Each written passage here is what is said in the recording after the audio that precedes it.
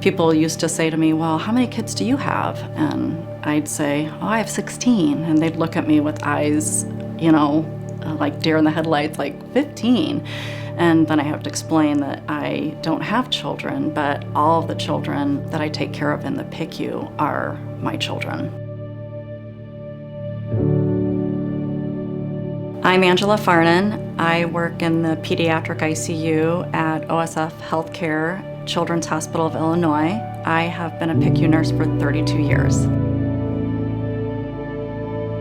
Having a child in the pediatric ICU is very stressful for these families. And because we see a lot of these children from the region, they don't have the support systems that they would if there was an institution close to their home. So these families become extensions to our families. There was a mom who was out in the region who was, her child was diagnosed with a complex congenital heart defect. Blaze's family wasn't able to be at the bedside with him as much as he probably should have required. So the PICU nurses really became family to him. All of them became little mothers to him and cared for him and took pictures to hang on the wall for when the parents did come of the landmarks. Blaze was in the PICU for an extended period of time, much longer than he really required.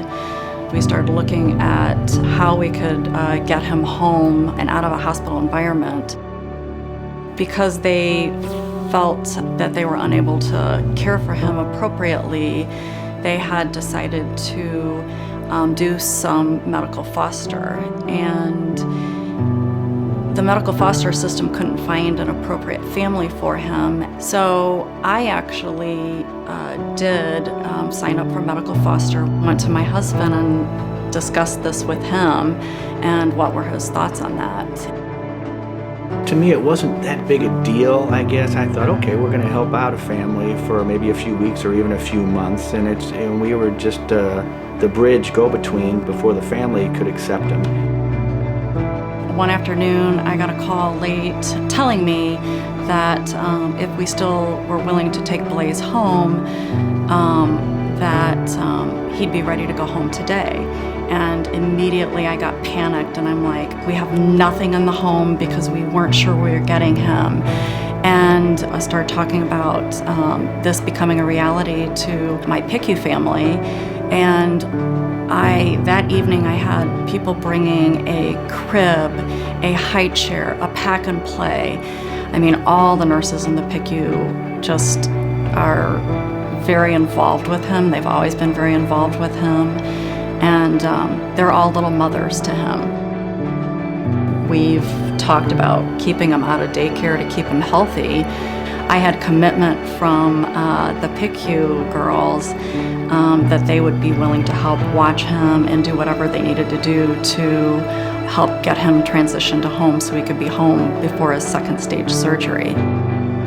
And knowing I'm going to have to give him back, and this is just, I'm helping the family, it's a transition period for them. Blaze's surgery was approaching. It was heart-wrenching for us because we had fallen in love with this little guy, but knew this wasn't a forever deal. We knew down deep in our hearts that we wanted him, but didn't expect that and didn't think that was ever something we should even or could consider. He went into his surgery. He did wonderful. It was just the four of us, his parents and us, and they asked him, about his cares and how he was doing, and Mom stopped for a little bit, got teary, and she asked us if we would be willing to keep him on a permanent basis. And my heart went out to her because this is a huge huge mom moment. She wants to ensure that her child, who has this congenital heart defect, is safe, and it really, showed her true love of Blaze.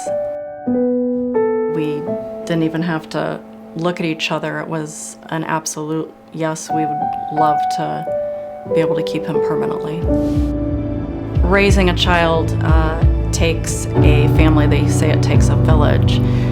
The day we actually finalized Blaze's adoption, that courtroom was filled with our cardiac surgeon, with our APNs, with our nurses.